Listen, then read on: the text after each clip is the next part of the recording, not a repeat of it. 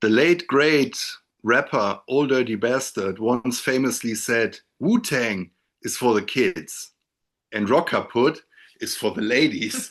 So today we are having my wonderful wife Leena as a guest, and we will be tackling the brutal catalog of songwriters Simon and Garfunkel.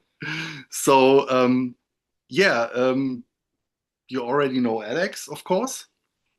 Welcome aboard.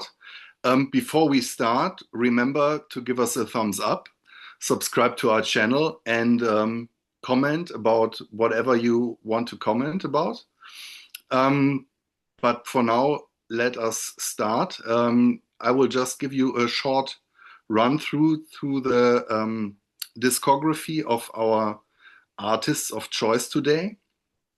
Simon and Garfunkel released 5 albums in a span of about 6 years, with a nice long gap between the first and the second one because the first one wasn't that well received when it came out, so they split up right afterwards again.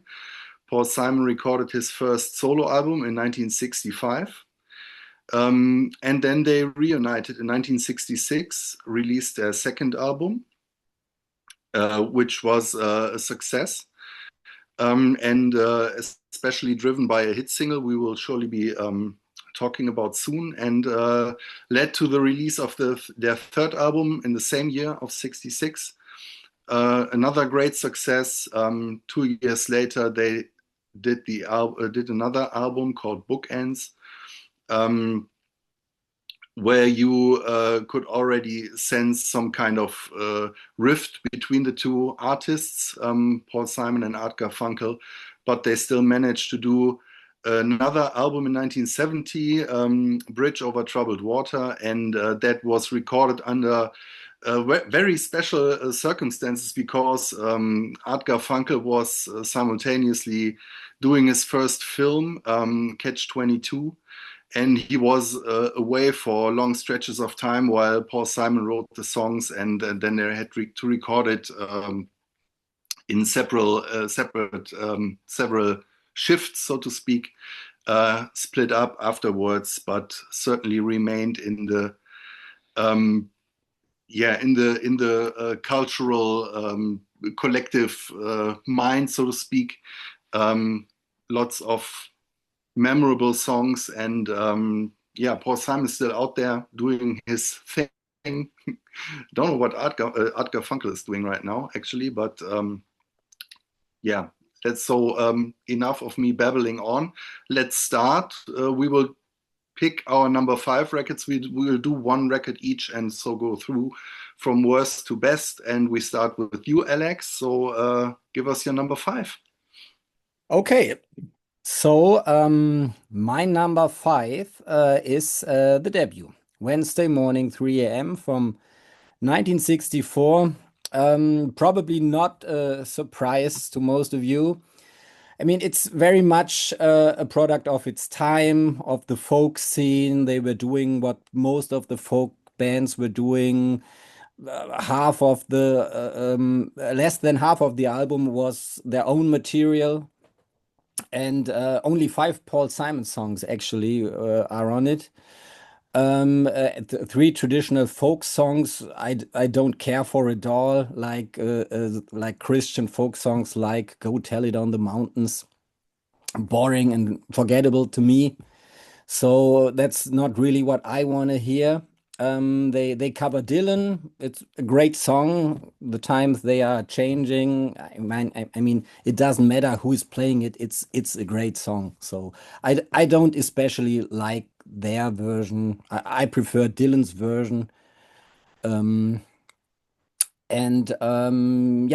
still, it has its moments and shows what a fantastic songwriter Paul Simon already was at this point, and hints at what he would become. I mean, the song Sound of Silence is on it in a very early acoustic version, which is still very good, but the version that would become popular is a later version. I think we will talk about that later. So, Yeah, to me it is not that great, but yeah, it has its moments, and it's my number five. Okay, so you're going next. Yeah. Um, I think I'd like to say at first that I really basically love all of them. I think you could say they're one of my top three bands for my life. Wow. Um, yeah. So when I talk about my number five, it's always, on a very high level of complaint. Um, my number five is Bookends, the second to last, if I remember correctly. Right.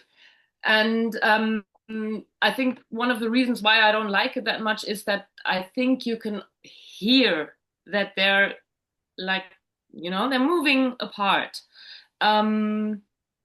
Most of the songs I do love. Can I have a look at it? Yeah, I mean, America is a great song, and of course, Mrs. Robinson. I'm not sure if you want to talk about that. Everyone has heard it quite enough. It's a great song. It is a great song. You just grow tired of it, but all of them have a good feel about them. What my main complaint about Bookends is that I feel, and then they're all great songs. Then right in the middle, you have the voices of old people. Mm. So, and that when you listen to the album in a whole, as a whole, then it is a disruption.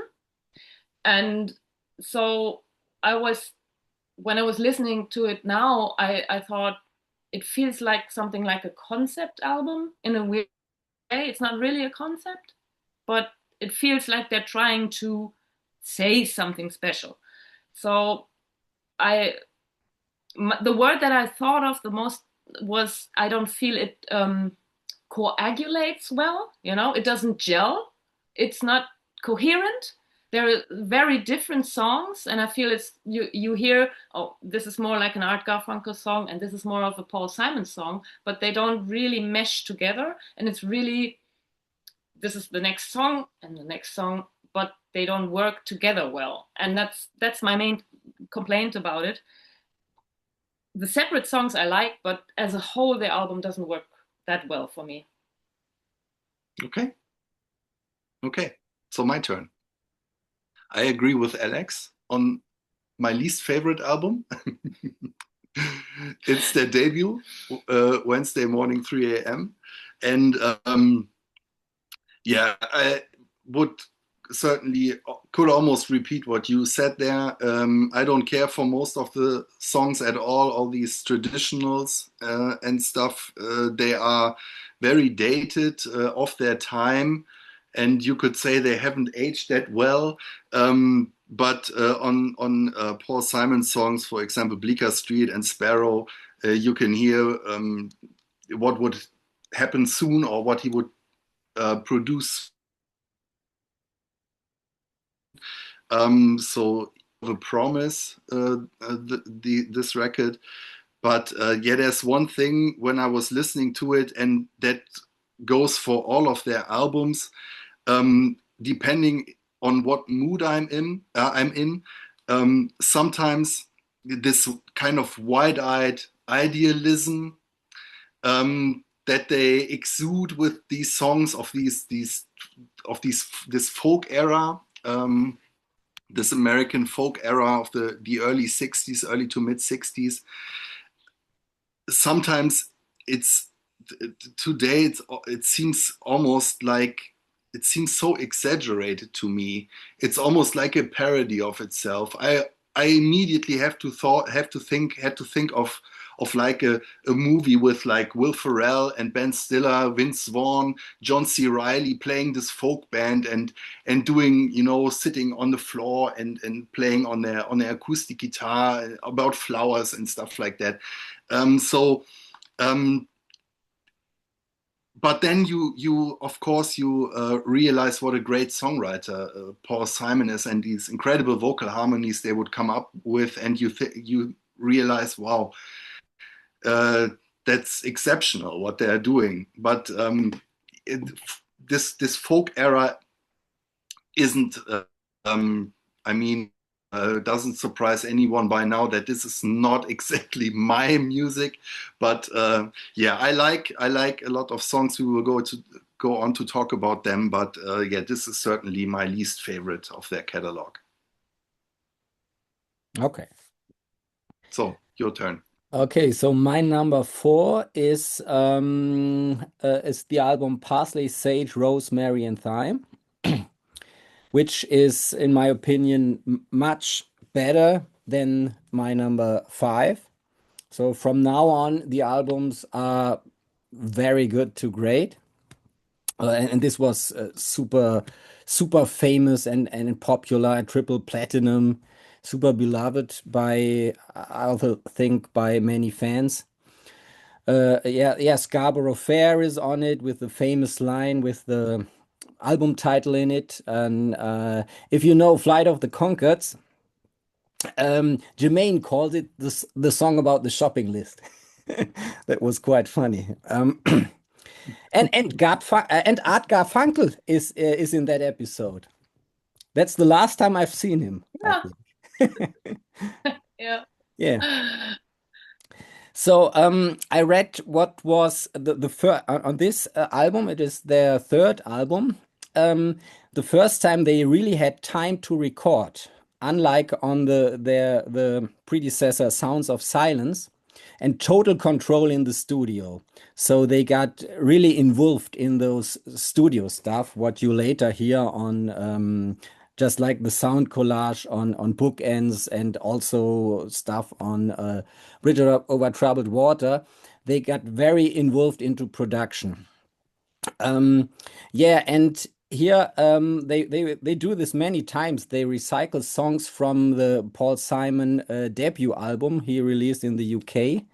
The Paul Simon songbook. 3 songs are from that. I have to admit I don't really know it, but I have the impression they improved on the songs most of the time with the vocal harmonies. But do you know this album, Leena? This solo album? No. No. Oh, I no. know Okay. of it, but I haven't heard it. Yeah, okay.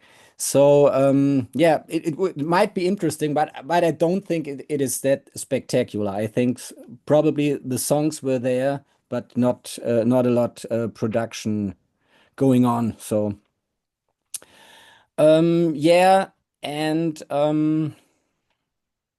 yeah, my highlights on it are Homeward Bound. I always loved that song. Also Cloudy and 59th Street Bridge song. I love that one. And what is funny is a simple desultory Philippic where Paul is making a Bob Dylan impression.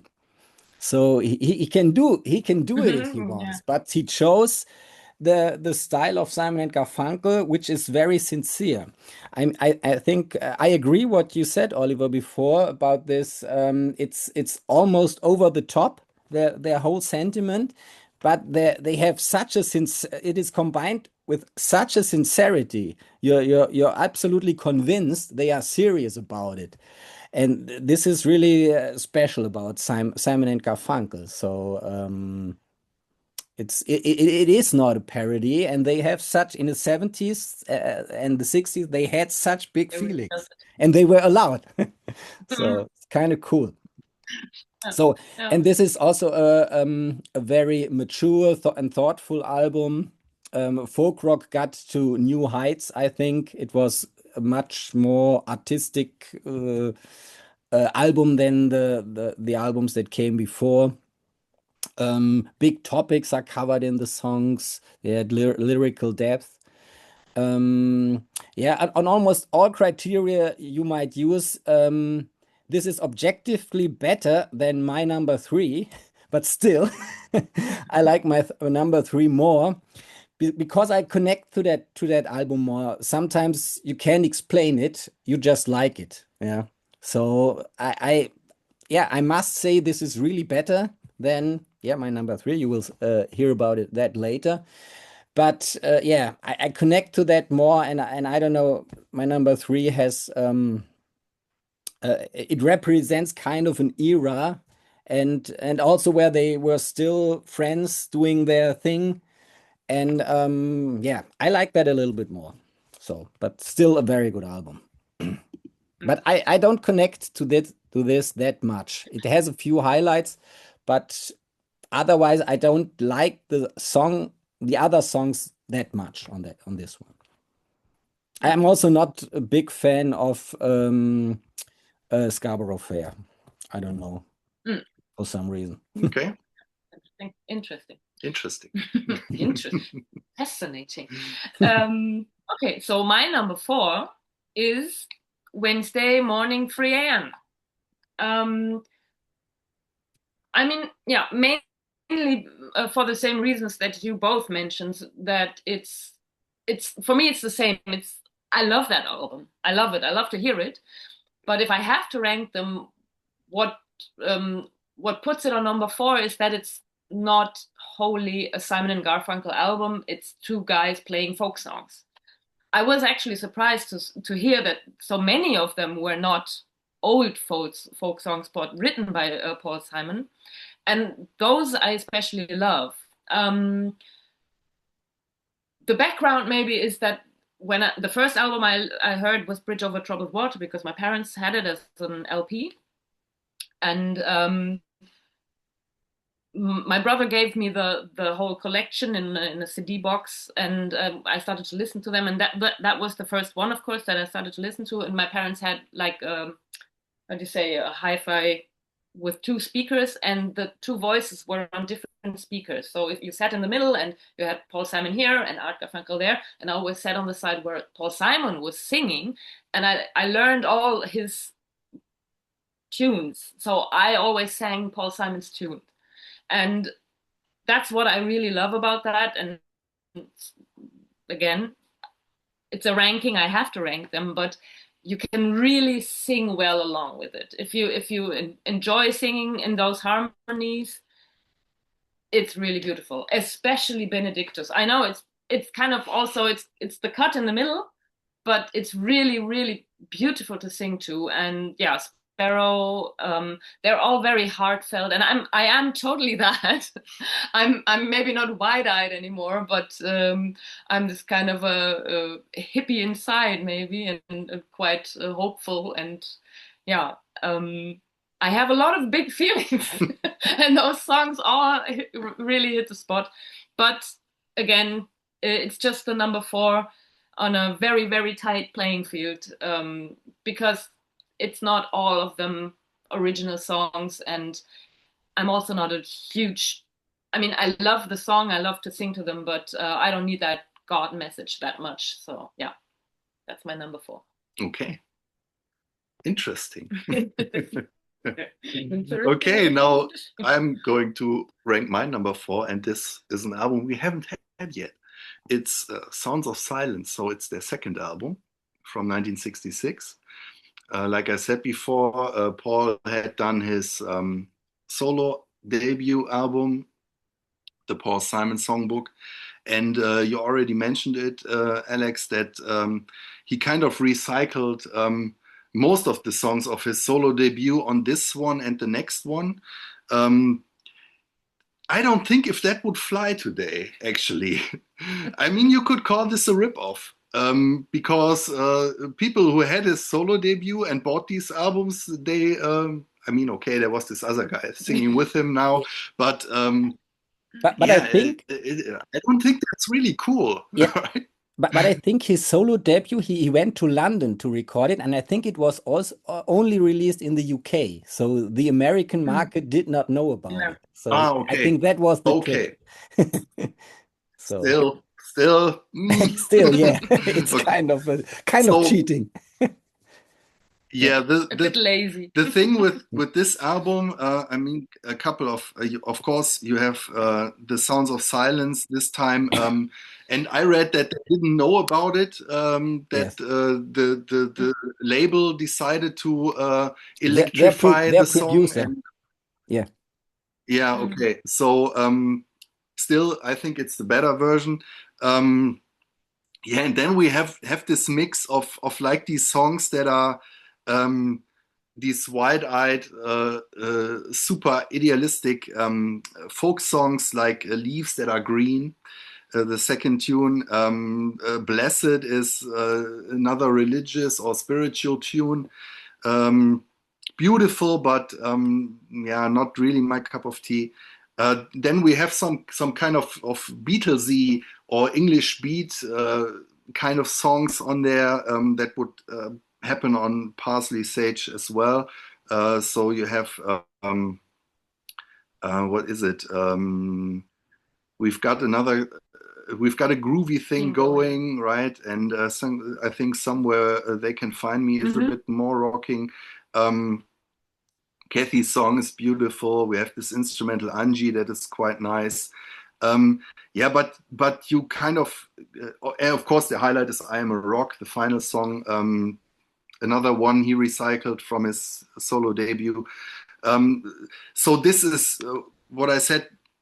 That was the time when, yeah, albums weren't really albums yet. There were collections of songs and different songs and different styles of songs. So you have these different songs kind of cobbled together that were recorded or written in a certain time period.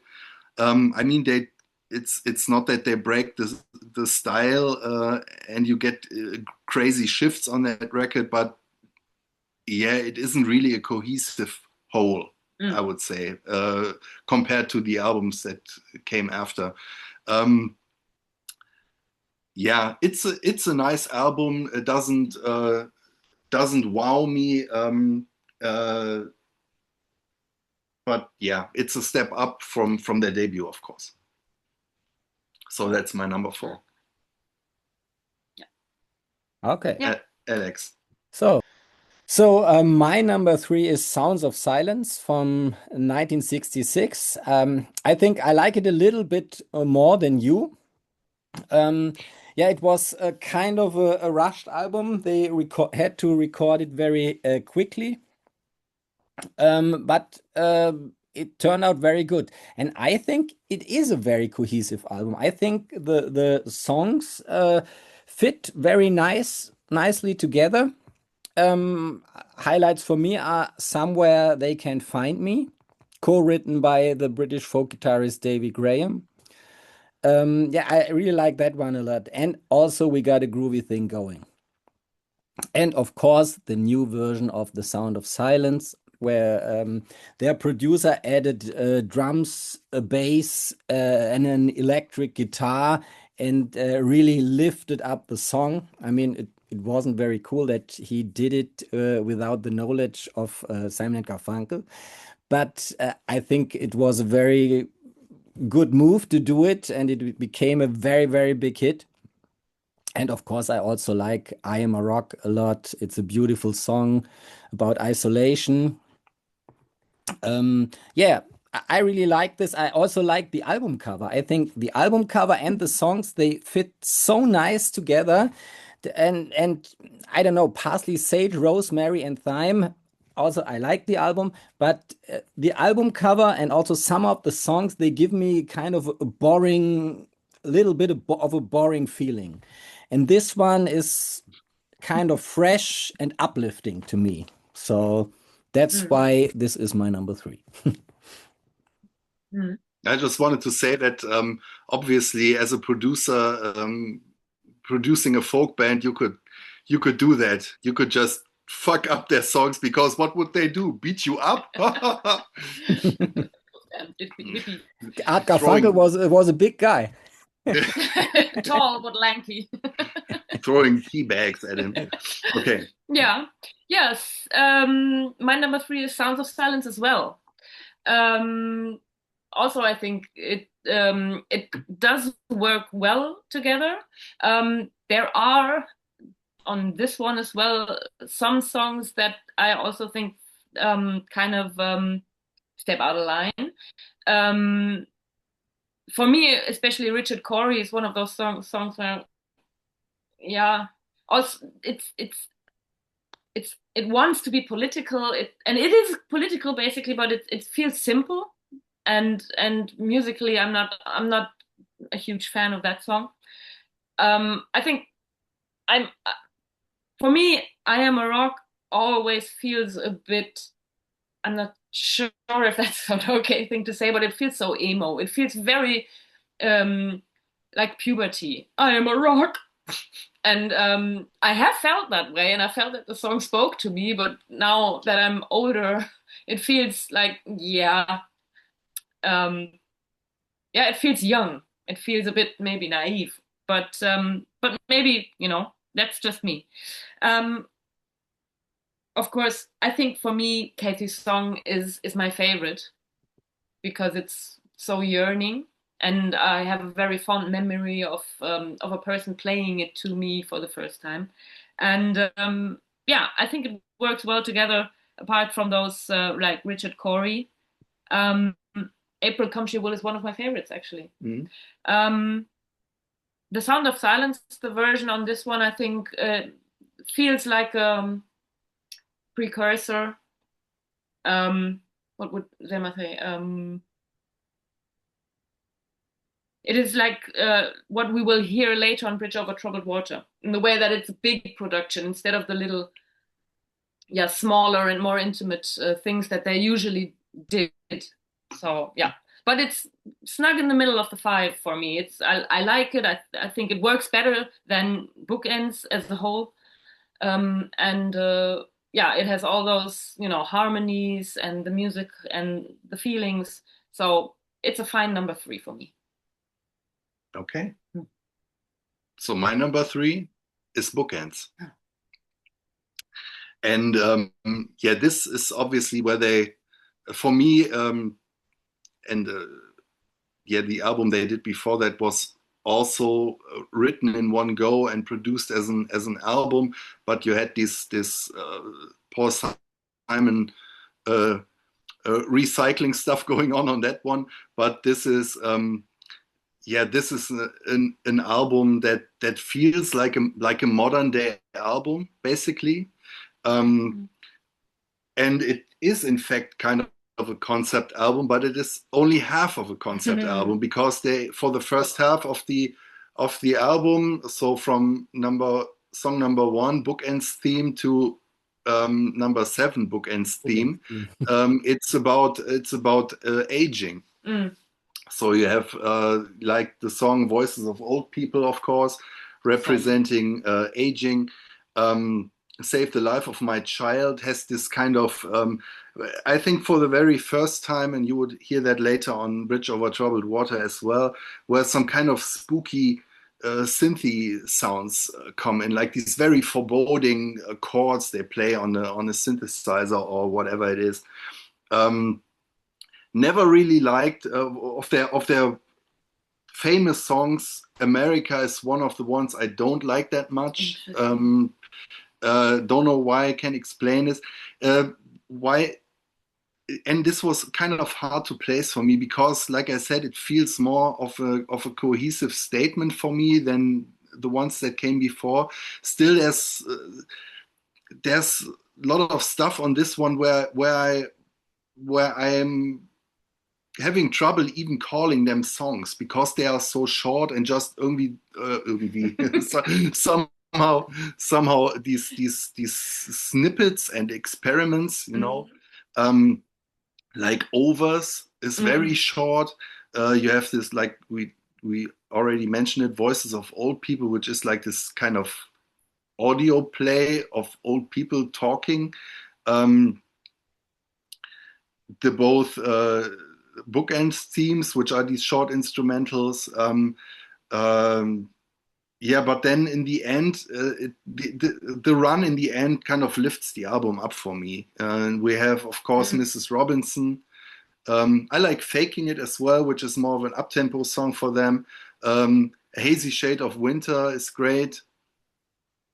And where they ended with, it was a single actually, but At the Zoo is somehow it's more like a children's song. So it's a weird thing.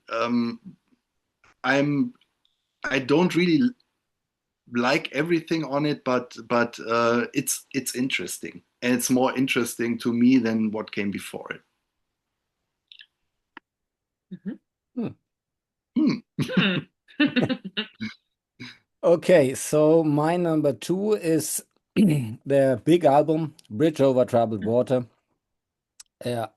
Many tracks are super popular. I think the beginning, I mean, it could be a greatest hits collection, the first 3 or 4 songs. Yeah, they use new musical styles, rock, world music, gospel.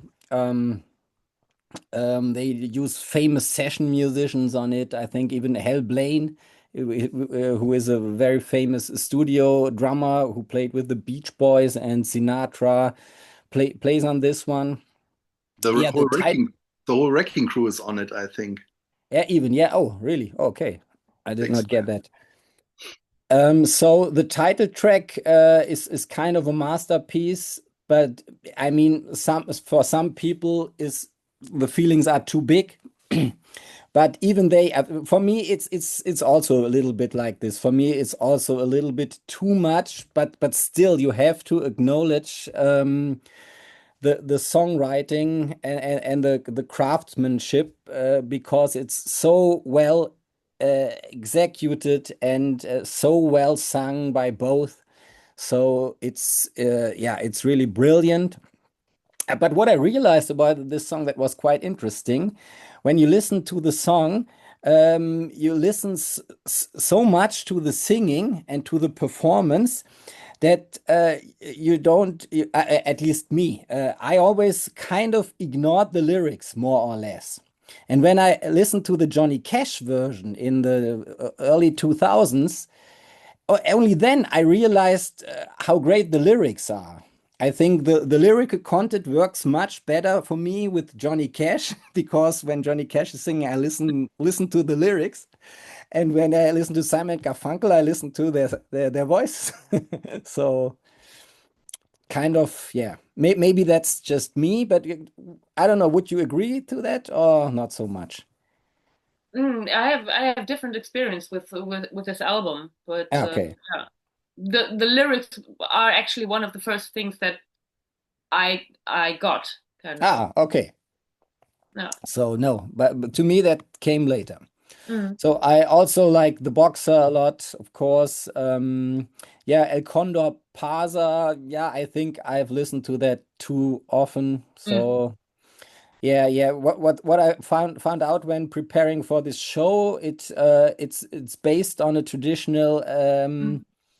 Andean music kind of a tune, and Paul Simon thought it was a traditional, but actually it wasn't. It Mm. was a song written by a Peruvian musician who later sued them for it.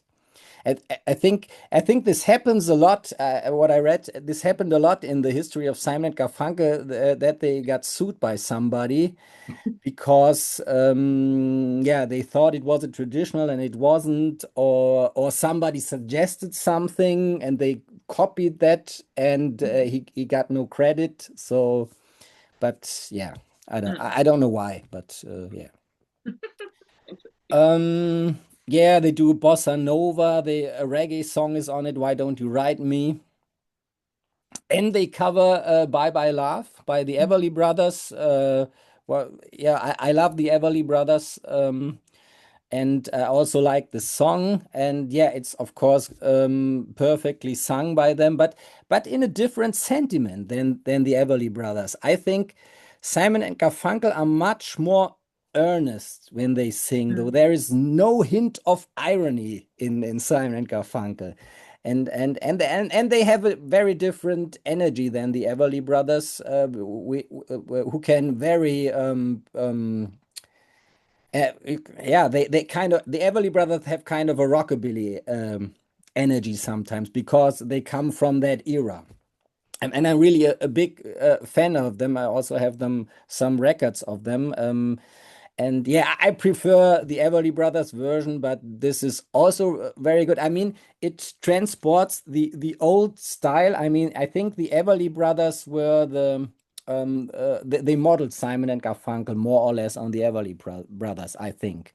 I think Simon Garfunkel looked up to them, just like the Beatles. The Beatles also adored the Everly brothers because they also had these great harmonies, and they were brothers, so they could practice even earlier when they were kids together. So it's very rare that you have such a connection with the voices. And yeah, and Bye Bye Love is a perfect perfect song. I think they transport this spirit into a different era, into the 70s, the beginning of the 70s. And I think that's kind of cool on this album. So, and it's also kind of they say goodbye to Simon and Garfunkel. Yeah, I mean it's is it the last song on the album? Song for the Asking. Oh no, that's another one. Okay, so it's yeah, it's a very rich album, rich in sounds, many different styles. Sometimes, yeah, as I said, a bit too overblown for me, and yeah, at this point they are clearly separated from all the other folk groups or pop groups because they have gone beyond folk at this point. Though they're kind of I mean, pop folk was over music by doing 1970, right? what? Folk was basically over by 1970. Yeah, the folk boom was over anyway. Yeah, and were doing so many different styles. And I mean, Paul Simon would do world music, pop kind of a pop version of world music later on. And yeah, so yeah, a very good album. But yeah, to me, yeah, I think at some I love some spots very much, some not so much. But the ones I love are so good that this had to be my number two. I mean, this is a good album. You can't argue with that. But yeah, to me it has some highs and lows. Yeah. My number two is Bridge Over Troubled Water as well.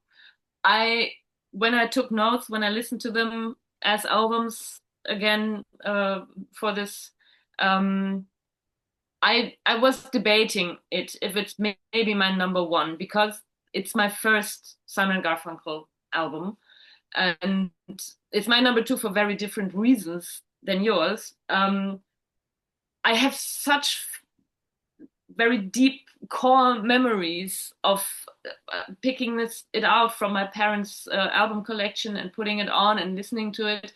And I have a memory of me going over to my father with the album cover and asking my father, who isn't very good in English, asking him to translate the lyrics of Bridge Over Troubled Water to me. So this is, of course, it's very deep in my heart.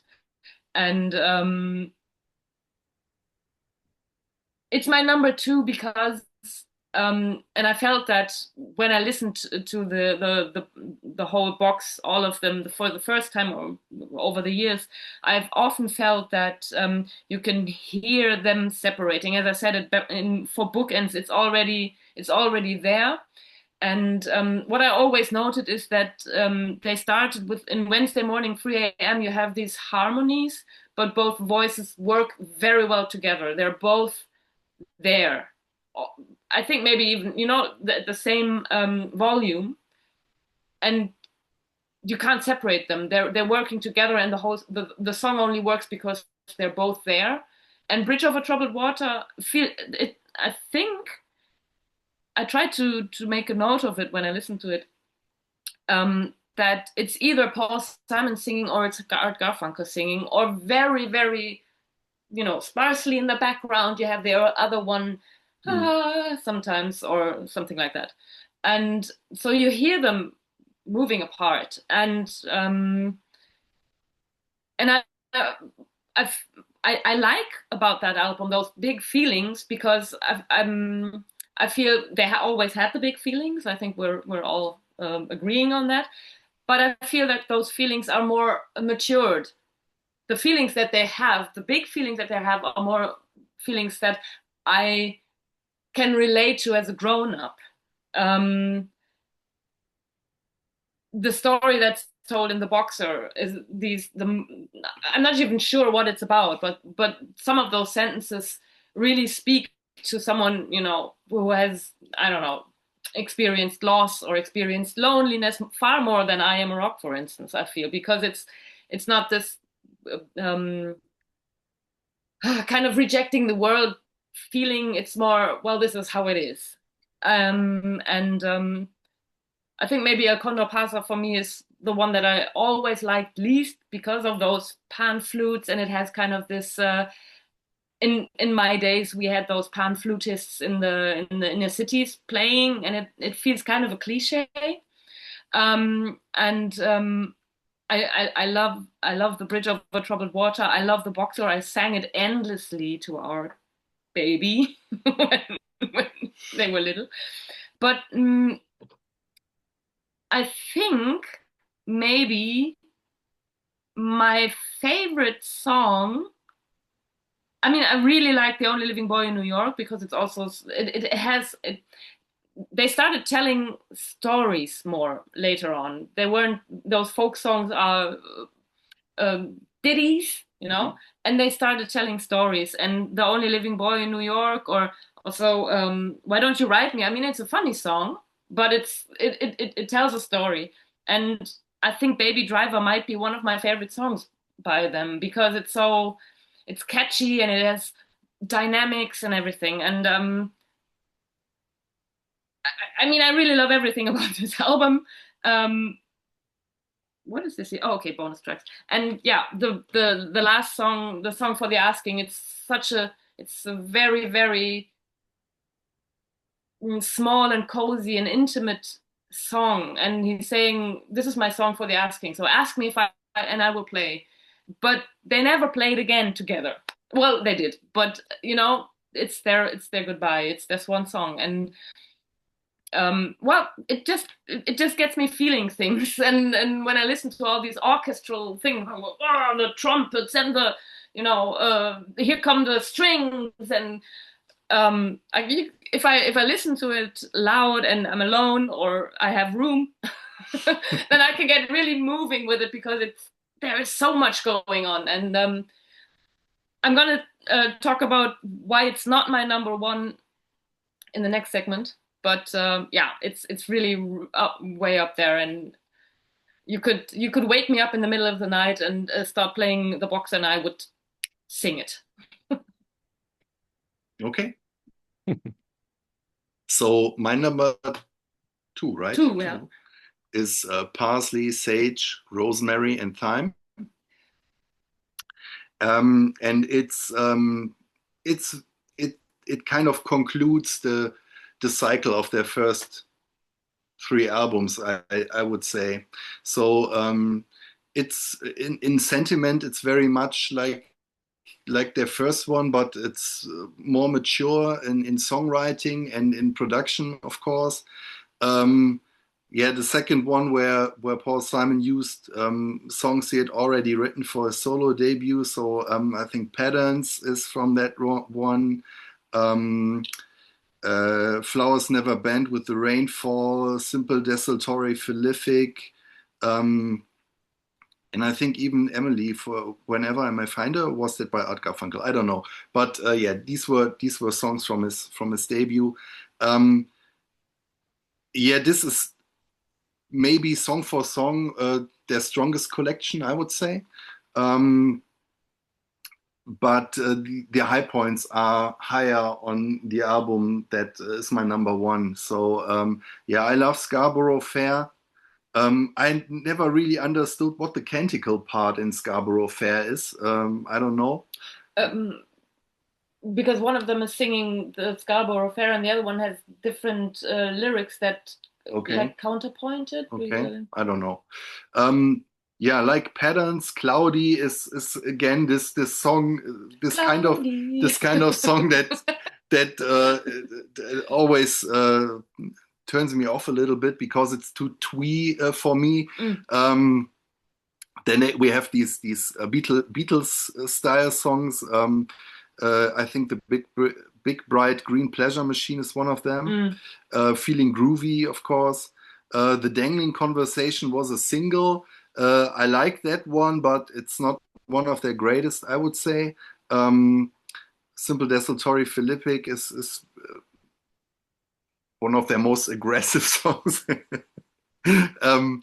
Yeah, funny, a poem on the Underground Wall is referring to the cover shoot of this one, because they did like I don't know how many photos they took in that underground station, but in the end they could only use the one that they used for the cover, because what they didn't notice while shooting was that there was someone had sprayed "fuck you" or something on the wall in the station. So that's the poem on the Underground Wall, basically. So they wrote a song for it. That breaks my illusion. When Leena just said, you can hear kind of, I don't know if that was the word, but you said there's some disillusion on the final album in their melodies, and it's not that naive and idealistic mature thing. You said, yeah, right. I think.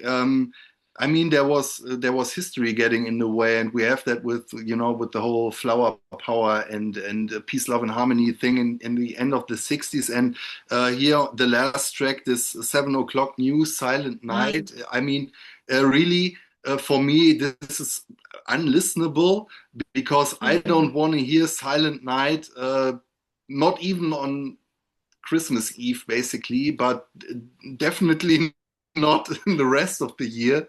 And they, I mean, I understand the whole idea behind the song. They, it's a kind of a collage. So Paul Simon is singing Silent Night, and in the background you hear these kind of TV news flashes talking about the Vietnam War and other tragic incidents in that time. So yeah, this is already showing, okay, hippy dippy time is over. It didn't work, so let's get real. They didn't do a punk rock album afterwards, but yeah. So yeah, this is my number 2.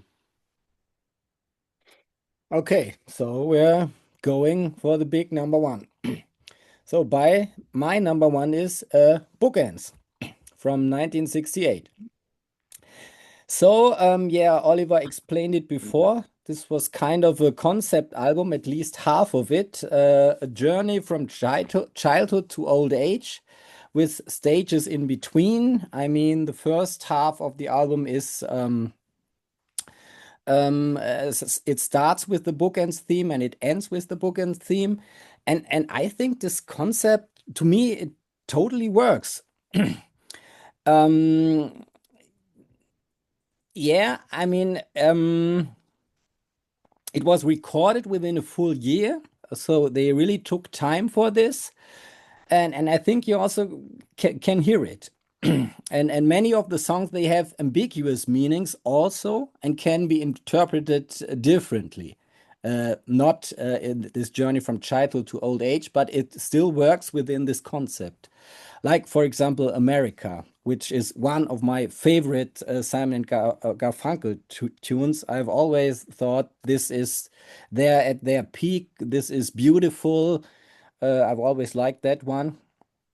And yeah, Paul Simon wasn't interested in writing hit singles at this point anymore. He wanted just to write music and maybe do something a little bit different.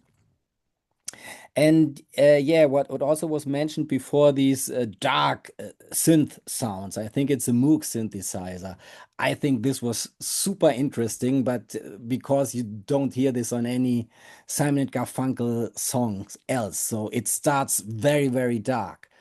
And I think it draws you totally in, and it also has a dark subject matter on this song, as it's about suicide among desperate kids. I mean, I'm talking about the song "Save the Life of My Child," and afterwards comes this sound collage, voices of old people talking to each other. To me, this is totally I don't know. To me, I'm totally. They totally get me with this mood. Yeah, I think this is a live experienced old people talking. I think they capture something here, and then old friends. I think after this sound collage, this kind of song gets in this context, it gets more depth for me, and sometimes the lyrics they really they can bring me to tears. I think this was a very bold move to do it like this. I mean, Lena, you mentioned for you this totally doesn't work. But to me, I don't know. I think it has much to do with this Moog synthesizer in the beginning, because this totally says, hey, this is not the usual Simon Garfunkel stuff. This is different. And to me, this feels super dark right from the start. And I do love Old Friends. Is yes, one of my okay. favorites as well, actually. I love that song because can you imagine us years from today sharing a park bench quietly? It breaks my heart. I love that song. Yes. It just, all everything together didn't work for me. It's interesting. Yeah. I think you can hear the meaning behind it. Yeah, I mean, for old people, this has a lot of meaning, and young people maybe can't capture this that much. But I mean, when you're getting older, you're getting closer and getting it maybe a little bit better. So yeah, and with all the strings, horns, and more instruments, it builds and builds and builds until this high note in the end. Yeah, I love it. Yeah, and somehow, even though it's not part of the concept because they were just kind of leftover songs, but I think all the songs on side two still fit somehow to this concept from young to old. Yeah, especially at the zoo. Yeah, because the zoo is kind of a place. I don't know. Could be interpreted as a place of rest, or a place of watching and reflecting on your life. I don't know. And yeah, I think it's great. And to me, it's a listening kind of a listening experience. To me, it kind of tells a story, and all the parts are connecting, sometimes in a weird way. But yeah, all the other albums to me feel more or less like song collections. Yeah, but this works as a whole. Um, um, yeah. As I said, I love America. Yeah, and, which can be interpreted as an adolescent looking for meaning in life. Yeah, and one of my very, very favorite songs is Hazy Shade of Winter. Uh, I think that is such a kick-ass song, and that lick by Paul Simon and the Bangles did. We talked about this before. The Bangles did a kick-ass version in the 80s, which then in the show I said I think I like it better. After revisiting this, I'm not so sure anymore. So I think both versions are great. So. And the Bangles version is really a rocking version. I think the music is so great. I love this melody. Na, na, na, na, na. This is yeah, this is great songwriting. Also still love Mrs. Robinson a lot. I think it's a great composition. Yeah, they threw this in from the graduate soundtrack. Yeah, and it shows Paul Simon as a songwriter. Yeah, I think this is yeah.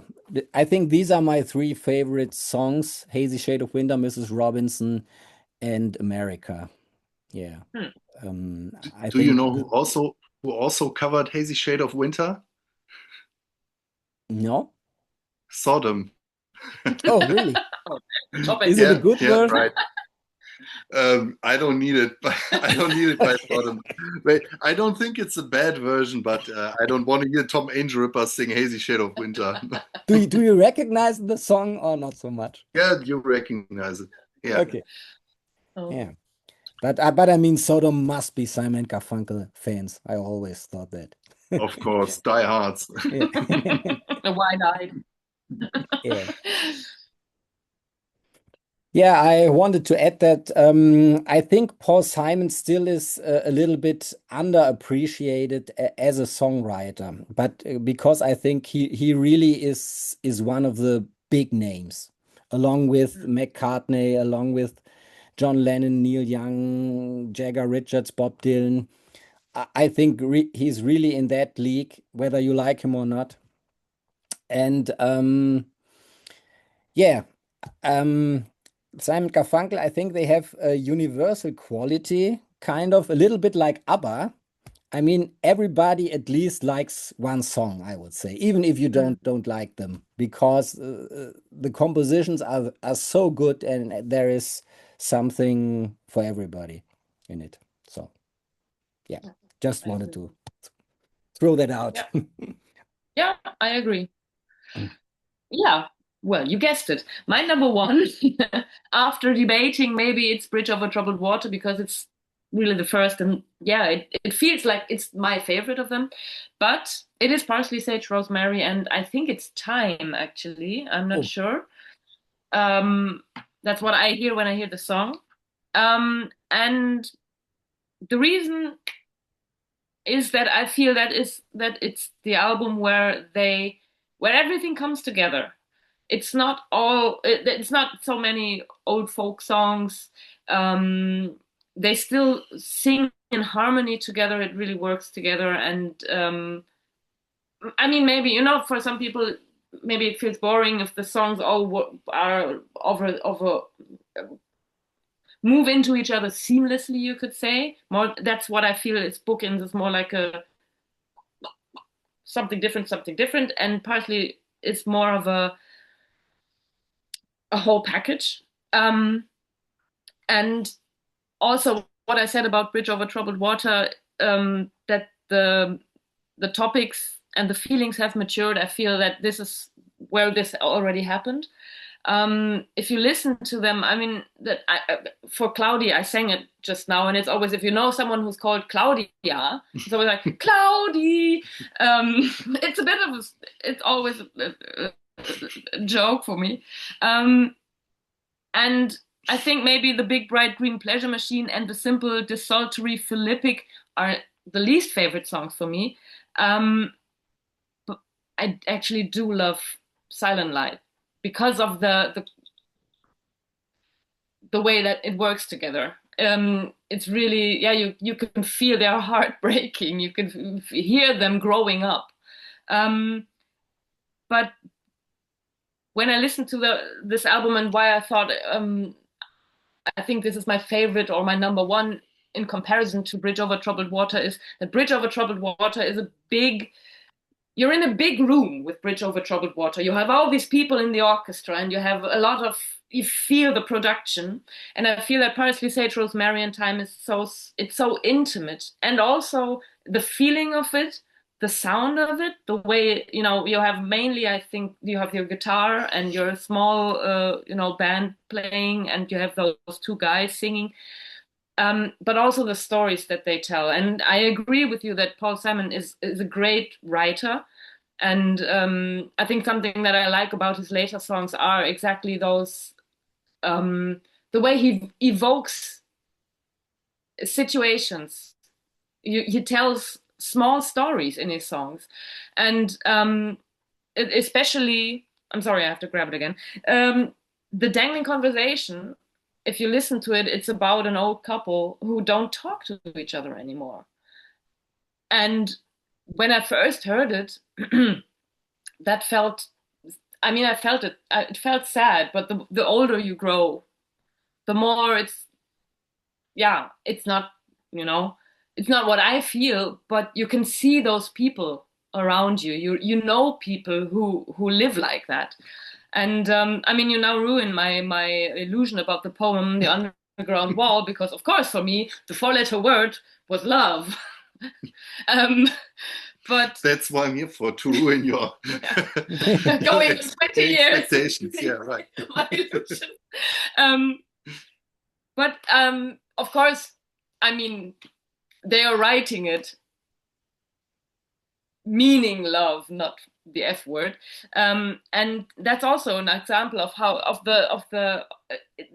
he describes a moment of a person alone in a underground railway station, and the train is coming, and he writes that word, and then he runs off. But it's a situation, and it's a feeling of a small rebellion, and there's the night, and to be suckled by the night is one of those phrasings that really, I don't know, really gets me. And I think for Emily, wherever I might find her, is this song that, yeah, he sings a love song for someone far away. And there is a lot of those grown up, yeah, they're not naive anymore. They're also not, I wouldn't call them disillusioned. I would, it's maturity. It's not necessarily, well, it's becoming cynical. It's just, well, some things are the way they are, and some feelings are just part of life. And this is what I feel about that album, that there's some stories about people and situations, and they're so well told, and musically I think it works well together, for me better than bookends, because it's maybe more of the same, sounds. Yeah, and I think this is, yeah, that's I had to decide. I love Bridge Over Troubled Water. It's my first album. I love it really a lot, but the feeling of being more intimate with the writer and the singer, and with Simon Garfunkel, just, I don't know, makes it my number one. It's just cozy. Okay. Tom Angelripper is also a great songwriter. Sure. Oh, I forgot that to mention him. Yeah, okay. So my number one is Bridge Over Troubled Water. Good choice. And yeah, it's like I said, it's the mix of the songs, these great melodies and harmonies that they have, but then you have the more like advanced studio technique that comes into play, and I like that really a lot. I think it's absolutely a punk rock move to start the album with Bridge Over Troubled Water, because I'm usually you would bury that in the kind of in the back, or maybe even as the last song, and they start with that one, which is, I mean, by that point, people who are inclined to listen to that album are basically crying on the floor and can't go on with the album, actually. So, yeah, that's to place that as the first one is pretty ballsy, I would say. El Condor Pasa is funnily, it's a song I should hate, but I can't really. I don't know. It's yeah, I'm not that big on world music. Always seems a bit kind of fake to me, but something about it. And of course, if there are two people who can pull this off, it's these two. So yeah, I like Cecilia, which is this funny thing, which could have come out earlier in the 60s, I think. But of course, here it's a bit. Yeah, but with more studio trickery and sounds coming in. Yeah, I think The Boxer is my favorite song by Simon and Garfunkel. I especially love, I don't know what it is, but they are these percussive hits in the chorus. Right, it's more like, it's more like synth claps or something like that. And yeah, there comes this again, this foreboding atmosphere that you mentioned on Bookends, on the Save the Life of My Child. I think this works similar, but here it clashes kind of with this beautiful melody. Very cinematic, the whole thing. Baby Driver is this Beatles style song, The Only Living Boy in New York, like that one as well. I don't like the Bye Bye Love thing with the live sound, and I don't like how it sounds. I don't know, it puts me off somehow. But it's mainly the strength of these great songs on this album that puts it on top for me. What I wanted to add when you said that Paul Simon is this great and maybe underrated songwriter, I mean, he had this huge hit with Graceland, but after that, he's always been there, but he's not in the cultural conversation anymore, and he's certainly not a pop star. He operates in his own world. But and of course, you said your parents had this album, and my parents had the best of album, where Paul Simon is wearing this funny hat, and he has long hair and the mustache. And I think these Paul Simon and Garfunkel albums are like our parents. They were almost they belong to your household, kind of. Almost everyone had at least one album of them, and everyone knew these songs. I mean, I don't know what the first songs were I listened to by them, but I knew these songs in my childhood, the famous ones, of course. So you can't overstate that, how embedded they are in our cultural consciousness. Like, everyone knows these songs, even if he has no idea who these guys are, basically, because it's been such a long time since they were active. But these are songs that are. It's like with a lot of these really great bands, like the Stones or like Led Zeppelin. These songs seem always to be way older than they really are. It's kind of weird to think that they were written like 10 years before our time, because they are. I mean, pop music isn't that old, actually, right? It's basically started in the 50s, if you want. So, but yeah, these songs seem to be like they were always there and like running in our blood. It's something that's in our veins. So, and that's crazy that people that are still living created something like that, right? You expect that they were, I don't know, like Mozart or guys from way back or something like that, like the guy who invented the wheel. And that's amazing to be one of those people who created something like that. Yeah. Are we doing some last words? Some afterthoughts? Do we have one? There's some things I just thought of that I'd like to say, because probably I'm not getting another chance. I think maybe I started listening to Simon Garfunkel because my mother had the Graceland album, which I probably can sing front to back along. Every word started and. We'll do that on another show. We'll do that. We'll do that live. Yeah. I don't know everything by Paul Simon, but I know the Graceland, and it took me some time, but I also now really love the what's the Southern American one? Rhythms of the Saints, exactly. Thank you. But what I would really like to say, and you have that the album, the live concert in Central Park, and there's this one song that is almost the only song that is not a Paul Simon tune, as he says it, is the New York song by Art Garfunkel. And I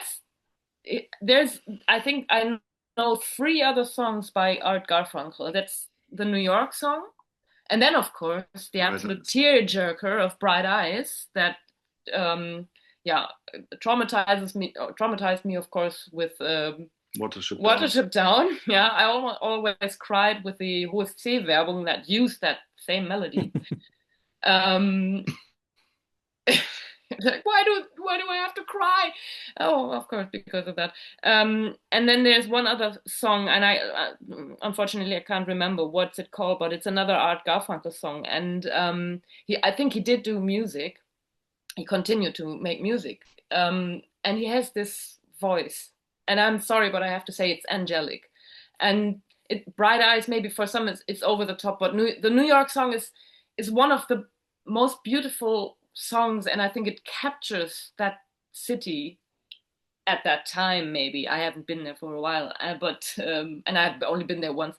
Um, but it surprises me that he never had that much success, more success maybe, because that song is really really beautiful. And again, I can't remember the name of the other one, but it's another love song that where he says, like, I think something like, I would do whatever, I would do everything for you, in those, not in those plain words, but it's a really really beautiful song. And yeah, I just wanted to say, there are some Art Garfunkel still made music, and those are very beautiful, but I only know 3 of them. Why?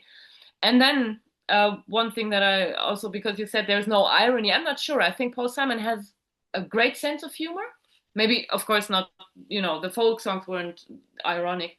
And you remember, there is, I think it's the first season of Saturday Night Live. There was one episode where they play together again, and they're sitting next to each other on the stage, and they're making fun of the situation, because Paul Simon says something like, yeah, you buggered off and wanted to make movies, you wanted to become an actor, and they're kind of bickering like old friends. And that is something that yeah, that's a fond memory I have of them, because that was after Bridge Over Troubled Water. It was one of the rare situations where they played again together. And I think, yeah, when I think of them as an old couple that, sometimes they're bickering, but I'm sure they have a connection still, and yeah. And that's, yeah, those just some last thoughts, because, yeah, again, Song for the Asking as a last song. And then, they broke up after that. And it's kind of, wow, that weighs heavy on me. Yeah. So just some last thoughts. I think this should be the last words. Okay. So, thank you for sharing this with us. It's been a pleasure. Thank you for asking. And I hope you enjoyed it too. I hope you enjoyed that we had someone here to break up the usual sausage party we are always celebrating around these parts. Maybe there will be a sequel, there might be some grindcore bands we want to explore. Okay, so yeah, give us your thumbs up, give Leena your thumbs up, subscribe to our channel, and give us your comments about Paul Simon and Garfunkel. When did you hear him first? What's your favorite song? What do you think of Art Garfunkel? Would you throw tea bags at them? And of course, stay tuned for the next video. And yeah, hope to see you soon. Bye-bye. Bye.